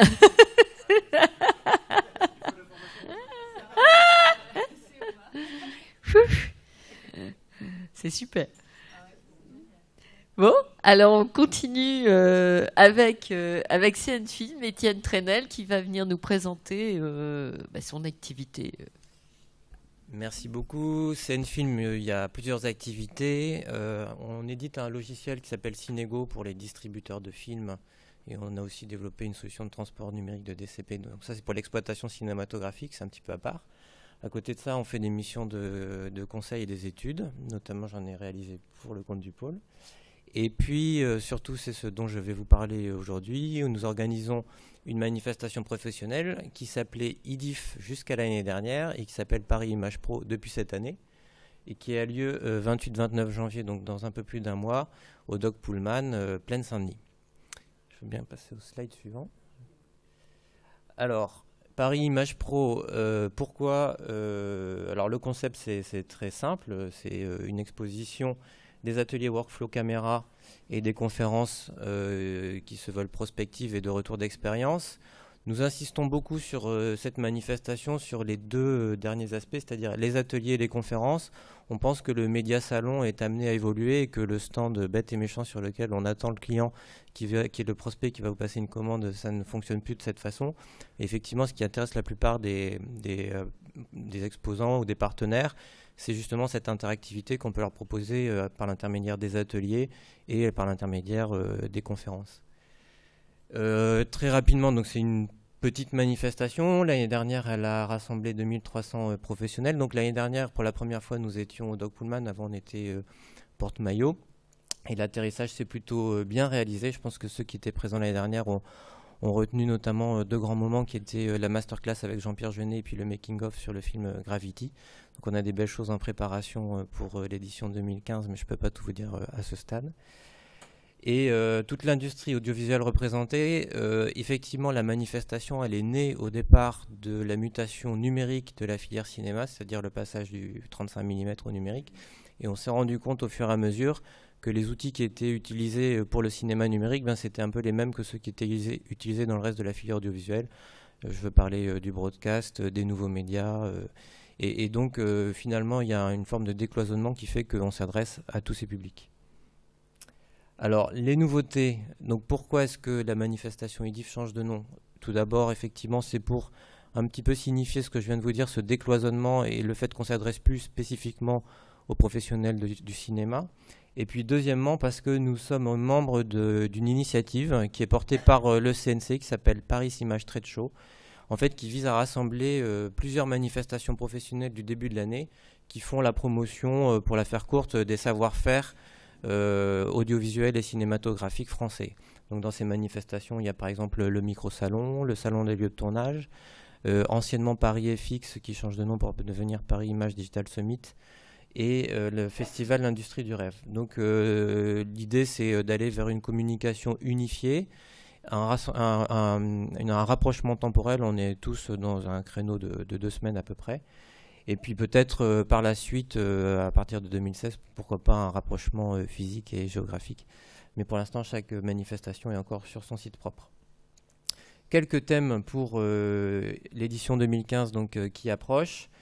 Le thème du cloud qui a été évoqué par plusieurs qui ont fait des présentations de pitch juste avant moi. Je pense qu'il y a une forme de maturité et c'est une thématique qui n'est plus réservée seulement aux experts, aux gens très techniques, ce qui va s'adresser à tous les professionnels. Et donc l'idée c'est d'avoir une grande conférence très didactique, très pédagogique sur le cloud dans l'audiovisuel, à qui ça sert, pourquoi faire, combien ça coûte, et avec des retours concrets d'exemples d'utilisation. La projection laser, donc ça c'est sur la partie cinéma qu'on continue d'affectionner et qu'on traite toujours. C'est vrai que voilà, il y a un grand bouleversement, c'est l'arrivée de cette source qui permet d'avoir des puissances lumineuses plus importantes et notamment de redonner un regain d'intérêt pour la projection 3D et qui permet de révolutionner un petit peu l'activité cinématographique. Et puis une autre thématique que je cite, mais il y en aura beaucoup d'autres, la prise de vue par drone, c'est relativement à la mode, mais c'est pas anodin. Et nous aurons sur le site de la manifestation une prise de vue par drone. Donc je pense que ça sera l'occasion d'en parler, mais aussi de regarder concrètement comment ça fonctionne. Je tiens à ajouter à cette liste de conférences, je ne l'ai pas mis dans le slide, mais qu'on travaille en collaboration avec le pôle sur une conférence notamment, sur la remote production. Et je vois Philippe Maudu au fond de la salle. Et donc, voilà, donc ça fait partie des sujets un peu novateurs et sur lesquels le concours du pôle est très précieux pour nous pour pouvoir traiter ce sujet. Et très très prosaïquement et concrètement, déjà l'année dernière nous l'avions fait, nous proposons aux adhérents du pôle de participer à un tarif préférentiel, donc notre société est également membre du pôle Média Grand Paris. Donc c'est une offre que je vous ai mise là, c'est un stand de 9 mètres carrés tout équipé avec l'électricité, le mobilier, c'est-à-dire que c'est pratiquement clé en main, vous venez le matin même et ça vous occupe pas à préparer votre stand pour un prix de 2 000 € hors taxe. Voilà, donc je suis à votre disposition pour en discuter. Je suis malheureusement pas là cet après-midi, mais je crois que sur le slide d'après, vous avez mes coordonnées. Merci beaucoup.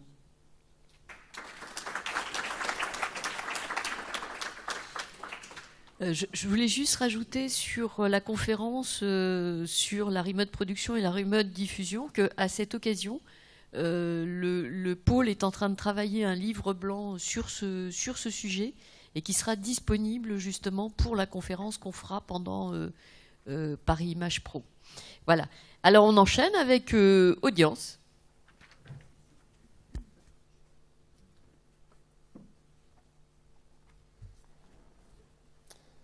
Oui, alors rebonjour à tous, puisque j'ai vu quelques-uns d'entre vous ce matin. Après la présentation de Lydia qui vous a été faite sur nos différents métiers et notre rôle, je vais vous parler un peu plus de ce que je fais au quotidien. Donc ce que je vais faire avec vous aujourd'hui, puisqu'on est à votre disposition dans la salle Bavière, juste à côté. Donc au niveau du groupe audience, je le répète, on est une association donc à but non lucratif et tous les excédents financiers vont dans notre action sociale, puisqu'on a un rôle vraiment très légitime dans ce domaine. Alors c'est vrai que l'actualité législative nous aide beaucoup en ce moment et nous donne beaucoup de travail, puisque y a un calendrier législatif qui va de 2012 à 2016, donc on y arrive bientôt.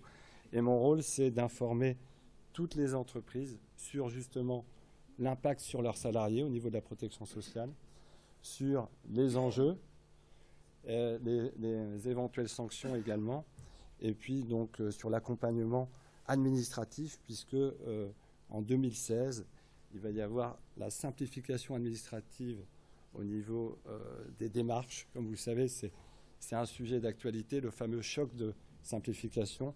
Donc on y arrive, et ce pour le 1er janvier 2016. Au niveau donc du calendrier, il y a 3 principales choses qu'il faut savoir, et c'est mon rôle de vous informer.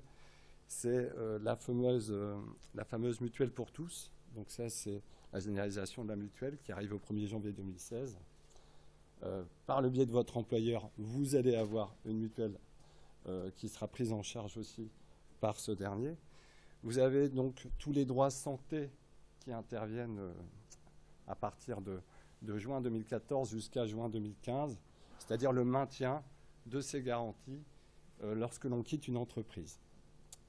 Donc voilà, et puis nous vous informons aussi sur ce qu'on appelle les ateliers de sensibilisation et toutes les possibilités d'information que vous avez avec les visuels au niveau d'audience. Voilà.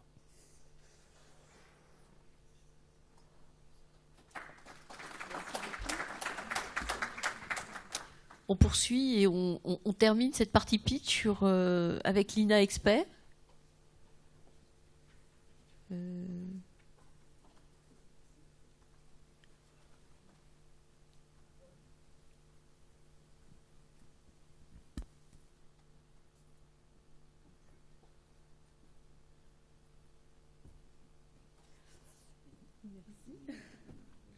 Au niveau de la télécommande.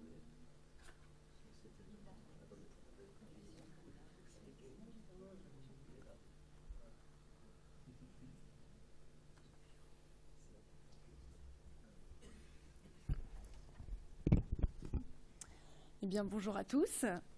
Je suis Nathalie Tedeschi, chargée de développement au sein de l'équipe d'INA Expert. Donc, il y a Muriel Ménini qui est également chargée de développement au sein de l'équipe. Donc, déjà, pour vous dire qu'on est ravis de participer à cette journée B2B pour pouvoir justement vous proposer des offres de formation et vous expliquer qu'on est là pour vous accompagner sur vos projets de formation pour l'année 2015. Alors, pour vous dire comment on construit notre offre de formation, en fait, on se base évidemment sur les retours qui ont été faits de nos stagiaires sur l'année précédente et que l'on propose évidemment des formations qui sont adaptées aux nouveaux marchés et aux évolutions technologiques. Donc, ce qui fait que cette année, on vous propose 560 formations, dont 25% sont des nouveautés. Nous avons également 19 formations qualifiantes et 4 diplômantes.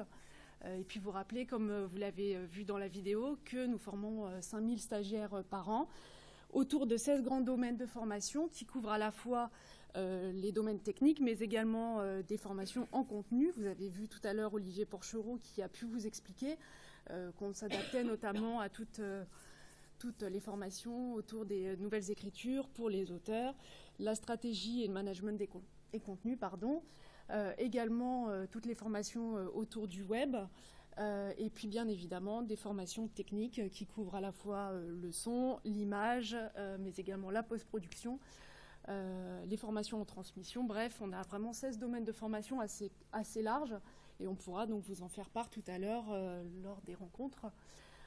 Vous dire également que nous avons mis en place des formations avec des niveaux différents qui vont à la fois du panorama au perfectionnement, en passant par les fondamentaux, que nos formations ont lieu en région parisienne, donc à Brie-sur-Marne, mais également dans nos locaux à Issy-les-Moulineaux, que nous avons ouverts il y a maintenant 1 an, et que nous avons adapté notre catalogue avec des modules et des formats qui se sont adaptés à vos problématiques de disponibilité en entreprise, pour avoir des formations qui donc se déroulent de 1 jour à 150 jours, mais on a vraiment essayé d'avoir des formats beaucoup plus courts, beaucoup plus adaptés pour que dès lors que vous sortez de nos formations, vous êtes opérationnel en entreprise.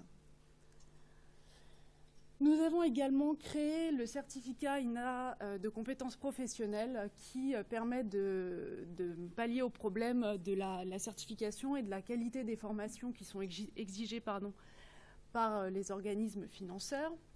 Donc en fait, le principe est le suivant, c'est que vous avez des évaluations à chaque sortie, soit de modules, soit de formations qui vous permettent justement en sortant. Alors vous avez par exemple des formations CICP qui sont des formations plus ou moins longues qui vous permettent donc d'avoir un certificat en sortant de la formation. Il y en a 12 au total, et des parcours CICP qui en fait sont des accumulations de modules de formation. Vous avez 3 ans pour passer donc tout un ensemble de modules et au final vous avez votre diplôme si vous avez passé toutes les évaluations avec succès. INA Expert, c'est également de la formation sur mesure, donc effectivement, comme l'a dit notre collègue du CIFAP, vous avez parfois des problèmes par rapport au catalogue que nous avons élaboré sur des problèmes de formation, de lieu de formation, des problèmes de durée, d'objectifs pédagogiques à atteindre. Donc là, le but de nos formations sur mesure, c'est de vous aider, de vous accompagner à élaborer le projet pédagogique qui convient bien en fonction de vos durées, en fonction d'un tas de paramètres. Et nous avons des clients aussi bien des clients médias que du hors-média, des entreprises plus grandes, des plus petites. Bref, on s'adapte vraiment à toutes vos problématiques. Et on essaye vraiment pour des problèmes de financement, on va essayer de vous accompagner au plus près, des problèmes d'objectifs, de calendrier. Bref, on est là pour pouvoir pallier à ces soucis. Vous dire également qu'à l'INA, nous avons une plateforme technique assez impressionnante puisque nous avons une 40aine de salles de montage, des studios TV, régie HD, des salles d'informatique, studio mixage avec une acoustique variable, des studios radio. Bref, vraiment, on essaye toujours de s'adapter aux évolutions technologiques et d'avoir des équipements à la pointe de ce qui se fait sur le marché. Vous dire donc que Brie-sur-Marne est certes donc le centre de formation vraiment appliqué aux formations technico-artistiques, mais on a donc il y a un an ouvert notre centre à Issy-les-Moulineaux qui permet de faire des formations plus orientées contenu, donc sur la stratégie, la conception et le marketing. Également on fait des formations techniques mais plus légères, à savoir des formations par exemple type Pro Tools, des formations en montage qui nécessitent, j'allais dire, pas de gros moyens techniques lourds. On a également une salle de média training pour pouvoir à la fois s'exprimer correctement, faire de la présentation donc face caméra ou également pour les dirigeants d'entreprise. Donc vraiment on essaye de s'adapter au mieux à tous vos besoins et donc on est là jusqu'à cet après-midi pour pouvoir répondre à toutes vos questions. Voilà.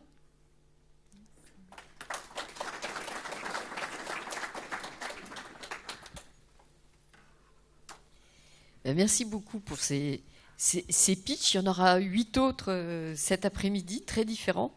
Je voudrais vous présenter, avant qu'on passe à la partie rendez-vous, très rapidement, la partie espace-service. La partie espace-service, elle est construite chaque année autour des leviers de compétitivité de vos entreprises, à savoir le financement, l'export, la formation et les RH avec le social et l'emploi. Le financement, c'est un axe majeur dans le pôle. On y travaille avec, on l'a vu tout à l'heure, le prêt d'honneur image. On y a travaillé avec notre étude de faisabilité d'un fonds d'investissement sur les industries culturelles et créatives, un fonds de convergence, qu'on va remettre dans le projet de Paris Métropole. On n'abandonne jamais. C'est l'accompagnement qu'on fait pour le JEI, le CIR, et ce sera à partir de l'année prochaine 2 axes très importants: le financement participatif appliqué aux entreprises du pôle, et puis le deuxième j'ai oublié, c'est pas grave.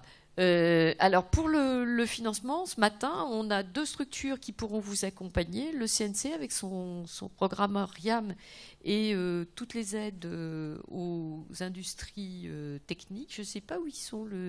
Voilà, les voilà. Donc c'est Thomas Grosperrin qui pourront vous guider vers ces aides et Pierre-Marie Boyer. Donc nous on est là pour vous accompagner, on vient présenter un peu les services du CNC pour vous accompagner, en particulier les industries techniques et innovantes et créatrices aussi. Donc on est là pour vous conseiller. Moi je m'occupe en particulier du RIAM, donc le fonds d'aide à l'innovation en partenariat avec BPI France. Donc vous n'hésitez pas à venir nous voir. Thomas va présenter les industries techniques. Si tu as un petit mot à dire. Ouais. Donc effectivement, Pierre-Marie sur la partie RIAM, moi sur le soutien financier aux industries techniques. On va dire que la grosse différence, c'est le secteur qu'on couvre. Les industries techniques, ça va être vraiment pour le domaine du cinéma. Le RIAM, c'est beaucoup plus ouvert. Il va y avoir tous les marchés du CNC, donc à savoir la télévision, le jeu vidéo et les nouveaux programmes innovants aussi tels que les web documentaires ou tout ce qui peut être un petit peu interactif. Donc il ne faut pas du tout hésiter à venir nous voir, y compris pour la production, où on essaiera de vous orienter vers d'autres services au CNC aussi, qui sont capables de vous accompagner sur d'autres étapes de vos projets. Voilà, et puis sans rentrer complètement dans les détails, mais pour se donner une idée, sur le soutien financier aux industries techniques, donc c'est de la subvention. Il y a jusqu'à 13 postes de dépenses que vous pouvez mobiliser, dans lesquels vous pouvez présenter des dépenses. Nous pouvons vous accompagner dans votre démarche d'acquisition de matériel, de licences, d'aménagement technique de vos locaux, de recrutement, de formation, de développement de produits ou services innovants. Voilà, et dès lors que ça dépasse qu'il y a des gros verrous technologiques, pourquoi pas, peut-être vous seriez mieux accompagné en allant voir le RIAM. Donc voilà, les deux dispositifs communiquent. Encore une fois, n'hésitez pas à venir nous voir pour plus de détails. Avec plaisir. Merci beaucoup. J'ai retrouvé le dernier axe sur lequel on va travailler l'année prochaine, c'est l'approche de l'investissement. Laetitia Delage pour Initiative Pleine Commune. Bonjour, donc Laetitia Delage, directrice d'Initiative Pleine Commune. Nous appartenons au réseau Initiative France, qui est un réseau d'accompagnement et de financement aux entreprises en phase de création, reprise, développement et croissance. Nous sommes en partenariat avec le pôle Média Grand Paris pour proposer aux entreprises du secteur de l'image, du numérique et de l'audiovisuel un prêt d'honneur qui s'appelle le prêt d'honneur image, le FI. Et donc, nous finançons les entreprises de ce secteur en création, reprise, développement, croissance entre 0 et 7 ans.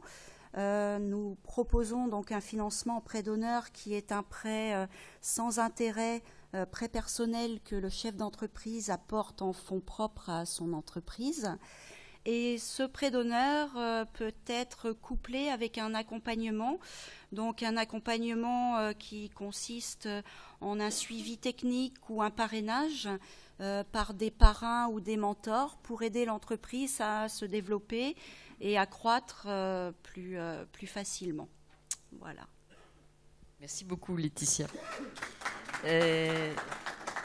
Autre service, l'export. Donc, on a développé depuis 2 ans avec la CCI de Seine-Saint-Denis le pôle export.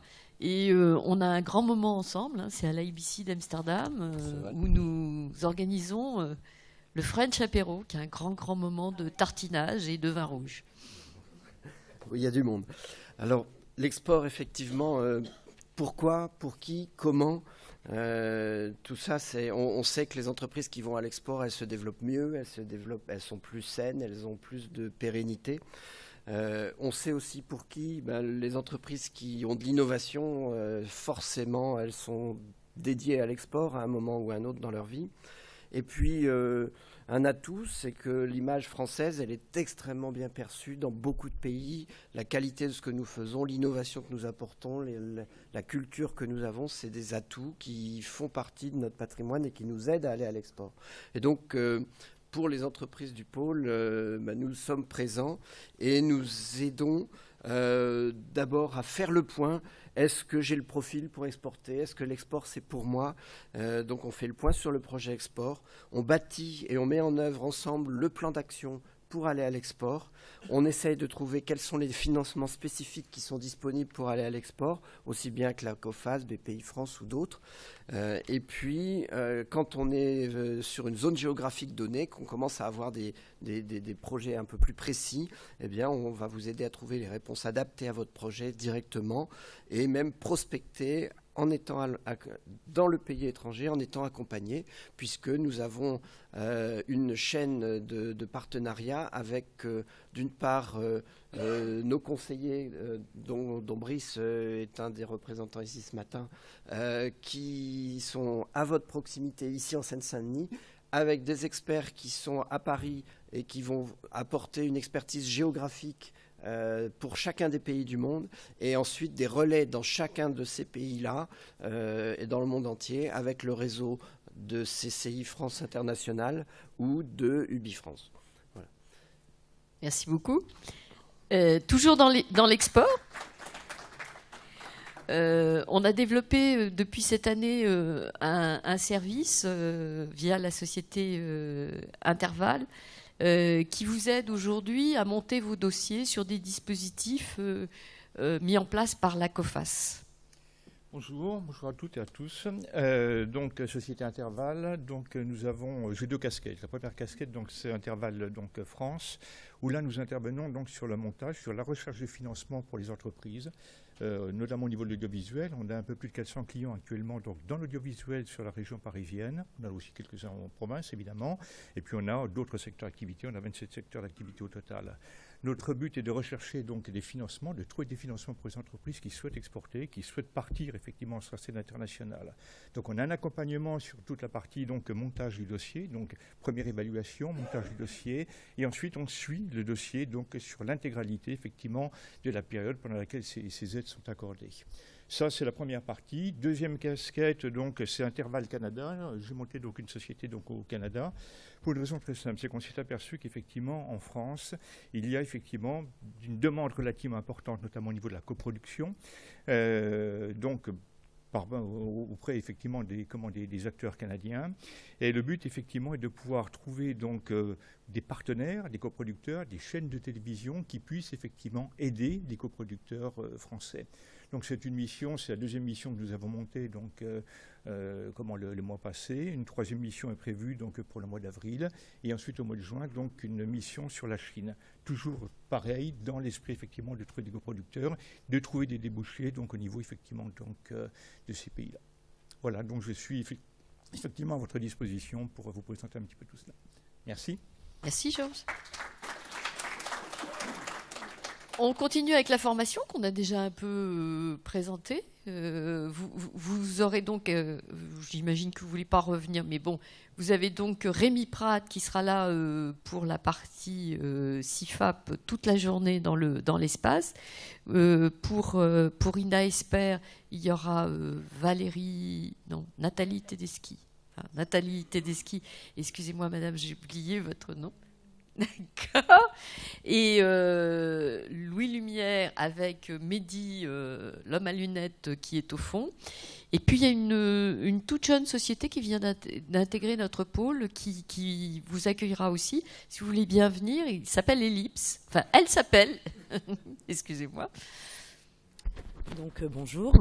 C'est assez intimidant de passer après tout le monde. Donc je vais essayer de présenter le mieux. Donc vous m'entendez bien ? Oui. Donc Ellipse Formation, on est un centre Adobe, Apple et Aquafadas, spécialisé, donc on est sur Paris dans le 11e, spécialisé en PAO, multimédia web, 3D, et on s'oriente de plus en plus vers l'audiovisuel. Donc on fait des formations aussi bien en cours de groupe qu'en sur-mesure. On est depuis 9 ans spécialisé beaucoup en sur-mesure, allant jusqu'à la formation avec une seule personne et un seul intervenant. Tous nos intervenants sont des gens tous en poste en fait, donc qui peuvent auditer les personnes en amont de manière complètement sans aucun engagement pour leur permettre d'envisager au mieux les formations qui vont suivre par la suite. Et on développe de nouvelles formations en écriture, réalisation, production, post-production. En l'occurrence, une formation surtout en partenariat avec le Sunnyside et Écran Total. Donc on pourra vous en parler dans la salle d'à côté. Voilà, on se tient à votre disposition avec Natacha, ma collègue, qui est juste là. Voilà. Merci beaucoup. De rien. Sur le social, donc vous pourrez retrouver nos amis d'audience dans l'espace service. Je vous rappelle juste sur la formation que vous avez une échéance tous au 31 janvier, qui est de remettre vos attestations à tous vos employés sur leurs droits au DIF, etc., avant la mutation, étant donné la réforme. Sur l'emploi, nous avons le pôle emploi qui est là, le pôle emploi spectacle, et elles vont venir nous raconter tout ce qui change cette année. Elles nous l'avaient prédit l'an dernier, ça y est, c'est en place. Si vous voulez bien venir, Anne de Vasconcelos et Catherine Vaugier qui sont à votre service, autrefois sur le territoire et maintenant au niveau régional. Elles grandissent. C'est pour ça qu'on a mis des très hauts talons. Bonjour à tous et à toutes. Donc, je me présente, Anne de Vasconcelos, la directrice donc, du pôle emploi audiovisuel spectacle, qui a désormais une compétence régionale donc, sur l'ensemble de l'Île-de-France. Et pour ce qui est de mon agence, spécialisée dans les métiers des techniciens, de l'audiovisuel et du spectacle vivant. Le réseau audiovisuel spectacle s'est réorganisé en Île-de-France, donc désormais vous retrouverez 3 entités. Donc pour ce qui est des métiers de techniciens, nous sommes implantés au 21 avenue du Stade de France à la Plaine Saint-Denis. Pour ceux qui connaissent, ce sont anciennement les ateliers Playel. Ensuite, vous trouverez une agence spécialisée dans les métiers artistiques dans le 15e rue Brancion à Paris. Et enfin, une agence indemnisation qui gère exclusivement les dossiers des intermittents de l'ensemble de l'Île-de-France. Ce qu'il faut savoir, c'est que de fait, avec cet élargissement de compétences, nous gérons plus de 50 000 intermittents. Pour ce qui est des techniciens, sur l'Île-de-France, plus de 28 000 professionnels. Nous nous adressons aussi bien à ces professionnels intermittents pour identifier l'ensemble de ces compétences. Vous voyez l'ampleur de la volumétrie des intermittents. L'idée, c'est vraiment de mieux les connaître, mieux connaître le panel de leurs compétences et aussi connaître leurs besoins en termes de compléments de formation. Nous savons qu'effectivement les techniques évoluent très rapidement, la technologie évolue très rapidement et donc ces professionnels ont besoin de maintenir leurs compétences à niveau. Donc nous faisons les liens avec les différents organismes de formation qui sont présents ici et les autres sur l'ensemble de l'Île-de-France. À destination des entreprises, notre ambition c'est effectivement vous proposer ces candidats de manière très, très réactive, connaître aussi vos besoins en termes de compétences. Voilà, on peut bien conseiller les intermittents si nous les conseillons en adéquation avec vos besoins. Ce qu'il faut savoir également pour Pôle emploi, nous aussi, nous avons entamé notre évolution numérique, et là, c'est à l'échelle nationale, puisque Pôle emploi, si vous allez sur le site de Pôle emploi, il propose un maximum de services dématérialisés. Et ça va aller de manière grandissante. Alors, pour prendre 2 exemples, en ce qui concerne le suivi de bénéficiaires, de demandeurs d'emploi, c'est un service 100% web. Donc, pour des personnes qui sont volontaires, elles restent chez elles, elles identifient un rendez-vous avec un conseiller Pôle emploi et ce contact se fait à distance via le web et via Skype. Et cela va aller en s'accroissant. Et à destination des entreprises, pour l'instant, nous sommes dans aussi une dématérialisation des recrutements. Donc, nous organisons des web datings. Donc là aussi, vous restez dans votre entreprise. Les candidats sont pour l'instant à Pôle emploi, mais nous avons également des projets pour que les candidats puissent réaliser ces entretiens de pré-recrutement de chez eux. Et donc, de fait, nous vous proposons également ces services. Notre ambition, là, je dirais, très grande, mais on verra de quelle manière ça pourra se réaliser aussi au niveau culture-spectacle, c'est de vous proposer aussi, pourquoi pas, des webcastings. Donc s'insérer dans cette dynamique-là. Et nous avons un projet pour nous au niveau du Pôle emploi technicien sur la fin d'année, pourquoi pas également, avec des entreprises qui en seraient d'accord, d'organiser des web pitching. Donc voilà. Pour ce qui est de notre organisation. Donc moi, je ne serai pas présente sur la totalité de la journée, mais Anne-Laure Santana sera présente et Catherine Vaugier, que certains connaissent, sera également présente sur la totalité de la journée. Voilà, je vous remercie.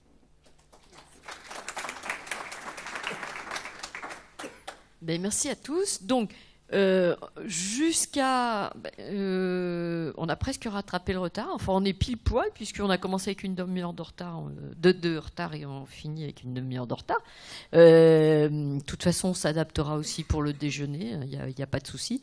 Donc maintenant, vous avez un temps d'échange entre vous, de passage pour aller voir les gens qui sont dans l'espace démo, pour aller solliciter les gens qui sont à votre disposition dans l'espace service. Donc, allez-y, profitez et on se retrouve pour un petit pot vers 13h si ça vous convient.